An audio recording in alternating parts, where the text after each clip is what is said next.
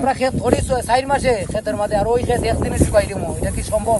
একদিনের মাঝে দিল 2 ঘন্টা মেঘ আর 4 ঘন্টা রয়েছে, 4 ঘন্টার ওইদিকে ধান শুকায়, কলাই তো শুকাইতে লাগে 2 ঘন্টা, ধানটা শুকাইব কিভাবে? আপনার ধান আছে 100 মন, 100 মন ধান আপনার তো পর্যাপ্ত পরিমাণ জায়গা থাকতে হইব, মেলার মতো ধান লাড়ার মতো জায়গা থাকতে হইব। প্রত্যেকের আছে বাড়ি 2 ডিসিমিল, এই উঠান আছে 1 ডিসিমিল, 1 ডিসিমিল জায়গার মধ্যে কি 100 মন ধান শুকানি যায়? নাইলে আপনার রাস্তাত হয়তো হাইও সড়ক, আমাদের তো এই সড়কটা নাই, এর যে সড়ক আছে আমাদের পাশে এটা ভাঙ্গা, এটার মাঝে কোনো ধান মেলার মতো জায়গা নেই, এটার মাঝে মাছের চাষ করা যাইব এমন এক রাস্তা। আর দেখেন আপনি হাওরের মধ্যে কোন জায়গার মধ্যে ধান শুকাই মতো জায়গা আছে, এই অবস্থার মাঝে আমরা আছি। ধান তলিয়ে গেছে, এটা 1 নম্বর কষ্ট। দ্বিতীয় কষ্ট যায় আমরা উঠাই আনছি কিন্তু শুকাইতে পারতেছি না। এই যে খোলার মধ্যে দেখেন আপনি ধান কিছু বীজা আছে, কিছু শুকনা, যাই আমরা বোবাইচা নিয়ে মাইছি, কিন্তু এখন আরো বিপদ। ওই যে একদিনের বৃষ্টি দিল, 1 ঘন্টা রোদ দিল, কিভাবে শুকানো যায় ধান?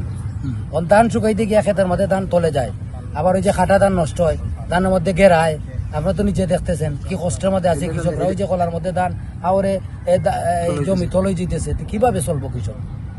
এরপরে ওই যে এবার তো মেশিন নাই, মেশিন তো পানির মধ্যে আসে না, এমন মেশিন বার করছে চায়নারা। এখন আমার অনুরোধ থাকবে ওই দেশের সরকারের কাছে, যাতে 3 ফুট 4 ফুট পানির মধ্যে মেশিনে ধান কাটতে পারে, ওইভাবে একটা মেশিন দেওয়ার দরকার আমাদের এলাকায়।